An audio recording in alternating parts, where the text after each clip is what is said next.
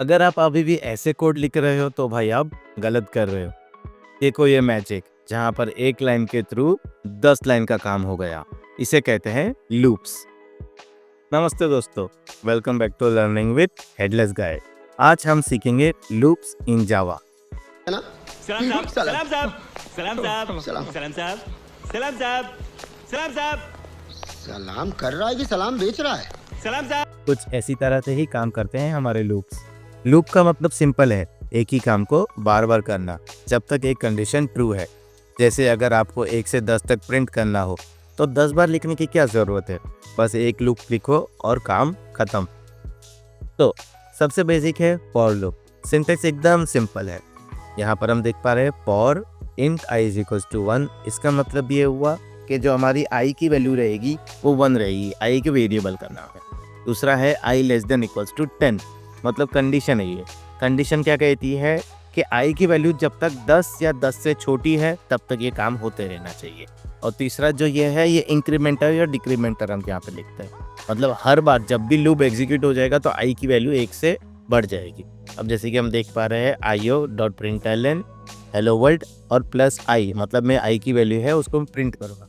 अभी यहाँ पे आप देख रहे हो ऑलरेडी कि मैंने 1 to 10 ऑलरेडी प्रिंट कर दिया। चलो इसको चेंज कर, i less than equals to 5, और मैं इसको अभी रन कर दूँगा।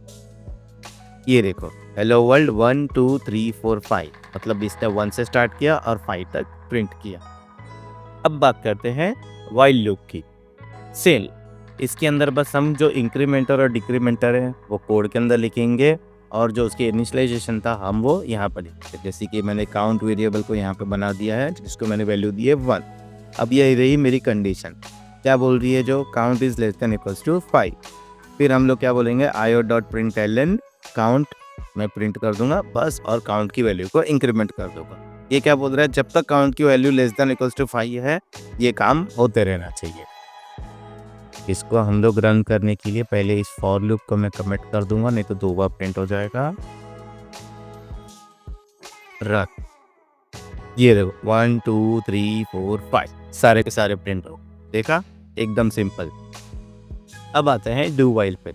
जब भी कोई टास्क आपको कम से कम एक बार तो रन करना ही है, मतलब वो आपकी कंडीशन ट्रू हो कि फॉल्स हो, एक बार तो वही होना चाहिए, तब हम डू वाइल यूज़ करते हैं। जैसे कि वाइल लूप था, वाइल लूप के अंदर क्या था, count is less than equals to 5। पहले कंडीशन चेक हो गई, अगर ये काउंट की वैल्यू पहले से ही 6 हो जाती तो ये कंडीशन कभी ट्रू ही नहीं होती, तो ये कभी होता ही नहीं, एग्जीक्यूट ही नहीं होता। तो अगर डू वाइल के अंदर में यहाँ पर ये कंडीशन क्या बोल रही है, नम लेस देन इक्वल्स टू 5, अगर मैं एक बार इसको 6 भी कर दूंगा तो भी ये एक बार तो प्रिंट होगा ही, ये कंडीशन पहले कभी चेक करेगा ही नहीं। इसके लिए हम लोग यूज़ करते हैं डू वाइल। जब भी आपको कोई काम कम से कम एक बार तो रन करना ही है तो हम डू वाइल यूज़ करेंगे। जैसे कि यहाँ पर हम देख सकते हैं इंट नम इक्वल्स टू 1, मैंने क्या किया, io.println नंबर को मैंने प्रिंट किया और नम की वैल्यू इंक्रीमेंट कर दी। उसके बाद मैं चेक करूँगा क्या नम लेस देन इक्वल्स टू 5 है, ट्रू है तो मैं ये वापस से करूँगा, वरना मैं बाहर चला जाऊँगा। तो इसको भी एक बार रन करके देख लेते हैं। ये वाइल लूप को मैं कमेंट कर दूंगा, नहीं तो ये भी प्रिंट हो जाएगा। और रन, ये देखो number 1 number 2 number 3 number 4 number 5। एक बार काम करके देखते हैं इसकी कंडीशन के लिए, मतलब एक बार खाली प्रिंट हो जाए वो चेक करने के लिए हम इसको नम 6 कर देते हैं, तो ये कंडीशन सेटिस्फाई नहीं होगी।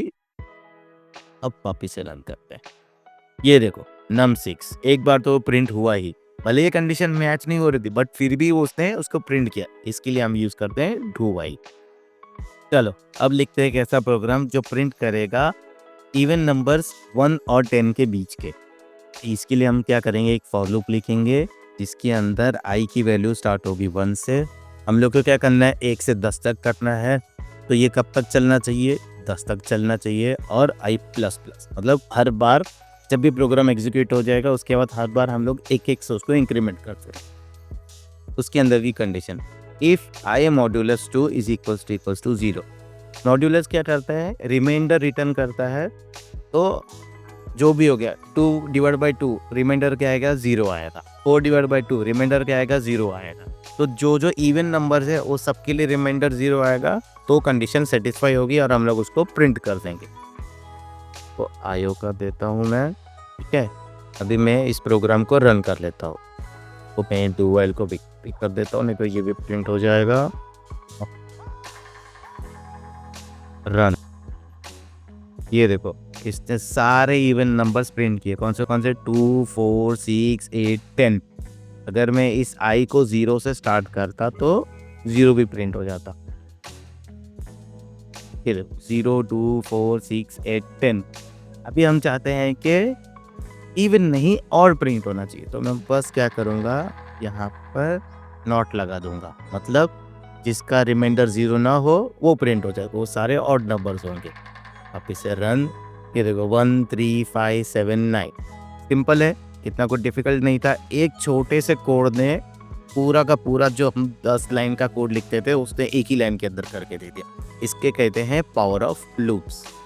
अब लूप यूज़ करते टाइम हमें कुछ चीज़ों का बहुत ध्यान देना होता है, जैसे कि इंक्रीमेंट करना भूल जाना। अगर आपने इंक्रीमेंट नहीं किया, जैसे कि हम यहाँ पर आते हैं, ये क्या बोल रहा है, count is equals to 1, count less than equals to 5, मतलब जब तक काउंट की वैल्यू 5 और 5 से छोटी है तो ये काम होता रहेगा।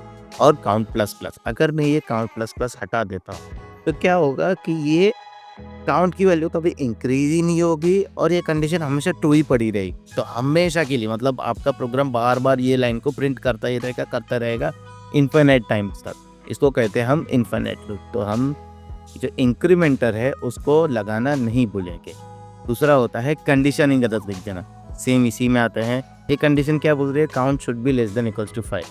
अगर मैंने यहाँ पर पहले ही 6 रख दिया था तो क्या होता है, ये कंडीशन कभी ट्रू ही नहीं होती और ये जो हमारा आउटपुट है ये कभी आता ही नहीं। क्यों कंडीशन ही गलत है, ये कभी count less than equals to 5 होने वाला नहीं है, तो आपका प्रोग्राम कभी रन ही नहीं होगा। तो इसके लिए कंडीशन लिखते टाइम भी हमें बहुत ध्यान देना होता है। तो दोस्तों, आज हमने सीखे जावा के 3 main loops, for, while and do while. ये 3 आपके कोड को रिपीट करने में हेल्प करते हैं बिना कोई कोड को लिखे। नेक्स्ट एपिसोड में हम बनाएंगे पैटर्न्स और शेप्स यूजिंग नेस्टेड लूप्स। तो सब्सक्राइब करना मत भूलना।